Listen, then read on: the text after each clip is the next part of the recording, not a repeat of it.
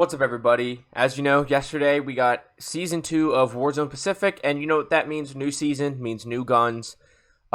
New guns are usually broken, but in this case, this is not the case for the KG M40. I'll say it right now. KG M40 is a complete disappointment. It's got no recoil, but its time to kill makes the no recoil thing not matter. I'd rather have a gun with a much better time to kill and no recoil. Really, this thing's a disappointment. I think already it needs a buff.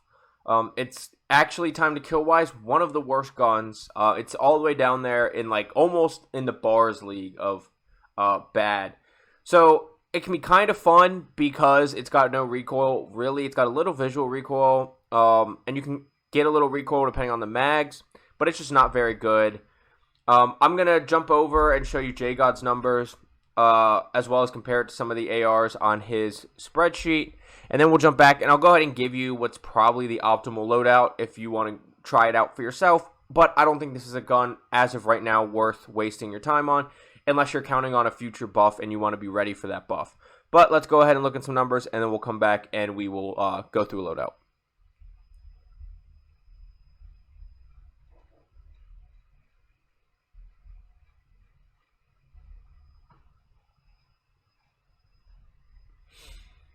Alright, and here is JGOD's numbers from his video. I will have his video as well as his spreadsheet linked down below like I usually do for weapon videos.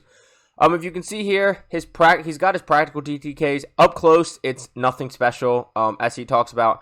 And with the 3 mags, it's fairly similar. You get the normal mag, then you get the 30 caliber, and you get the 6.5 Sakura rounds. With the normal mag, it's before its first damage drop off inside of 25 meters. He has a practical TTK of about 653. He doesn't even have a practical TTK with the 30 caliber rounds in the first damage drop off because chest, stomach, and limbs, it's all 718 milliseconds to kill. And so your practical is about 718 unless you're hitting a bunch of headshots, because even if you hit 2 headshots, you're still going to need 2 shots to kill. So he figures about 718. And then if you look down at the bottom with the Sakura rounds, 693 is what he's guessing practical. If you get 3 headshots, it can be 606. So really not a good SMG sniper support type of AR. And then when you go long range, it gets really bad. His practical TTKs, he has at about 933. You know, if you hit all chest shots or 4 chest shots, 1 headshot, long range, 933. Go for the larger damage mags, 923. And if you go for the Sakura rounds, 952. So its TTK just really is not very good. In fact, it's just terrible. If you want to go over to his spreadsheet and look at the other TTKs for other weapons, we can look here, and if you see the kilo here and you follow it down the line, whoops, that is not just the kilos line. The kilo at most of your fights is going to have an 800 TTK, and then if you go all the way long range, it gets over 1,000. But then you look at the growl, which people have started using again, up towards the top of the screen, and you get all the way, you can get an 821 TTK at long range if you're hitting all chest shots, and then at its very longest range, you're still getting an 821 TTK, which is way faster. It's a full 1/10 of a second faster, and that's a big difference in Warzone, a 1/10 of a second.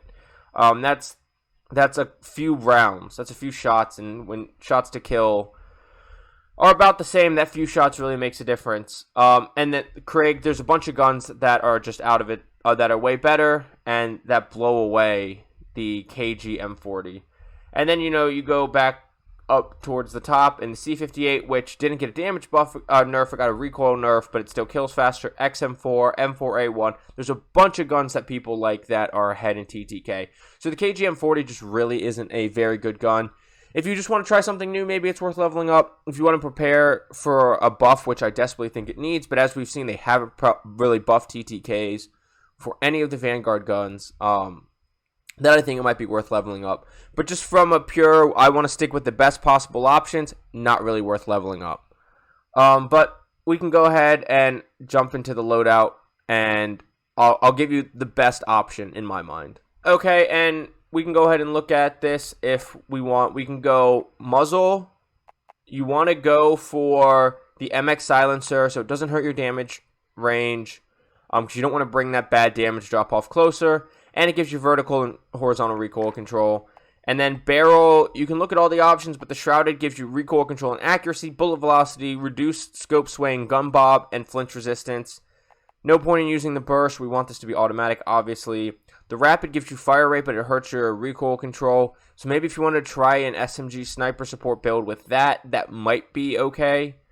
The Kraussnick doesn't give you the bullet velocity, and the 500mm LS hurts bullet velocity and hurts your recoil. So you end up with the shrouded. You could try the rapid for like an up-close build. I haven't tried that yet. Might be something to be worth considering. Under barrel, there's not a whole lot of recoil, so I'd go with the hand stop because you get recoil control, but you don't lose ADS like you do with the Carver. But if you put the Carver on, it like doesn't move at all. I like the hand stop. Ammunition, they did nerf lengthen, but you know, long range, you really want to try lengthened. The gun has pretty good bullet velocity as it is, as Jay got talked about in his video, so you could go hollow point. You could consider incendiary, but they nerfed the hell out of incendiary, so I think you really end up with lengthened. I have a theory that I want to try where, since they added bullet velocity to all the barrels, you run subsonic and then run like recoil booster for the no recoil guns. That could be worth it. But for now, stick with lengthened. As you saw about JGOD's TTKs, ammo doesn't really change the TTK all that much. So I like sticking with either this. I like really sticking with the 60 round drum for the regular stock ammo.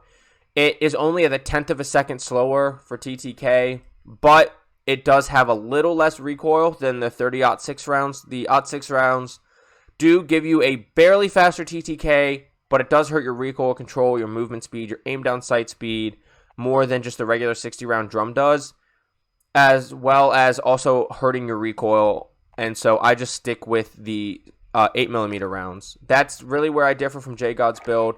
And then optic is up to you. They adjusted all the optics, haven't really had time to mess with all of them, so I've stuck with the 3 to 6 times, but I know a lot of people also like the 2.5 times or the 4 to 8 times. I just stick with the 3 to 6. That's really preference.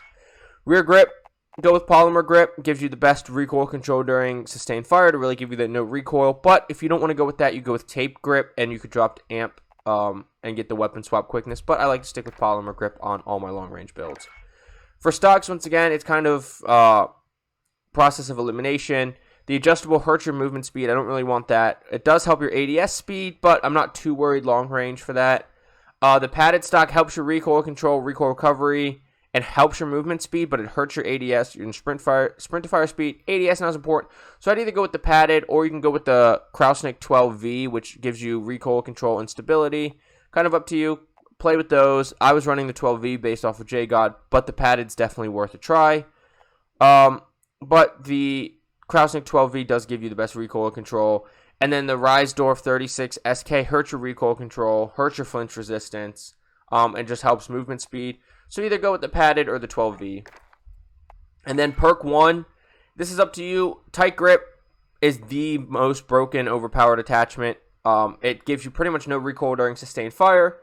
You could go acrobatic, but those are really the only ones I would use. Brace is only initial firing recoil, so it only helps you out for a split second versus the tight grip helps you out while you're trying to mow down somebody at a distance. So I would go with either tight grip or acrobatic, but I'd go with tight grip. You could try vital, but it's not going to help your TTK enough to be worth it.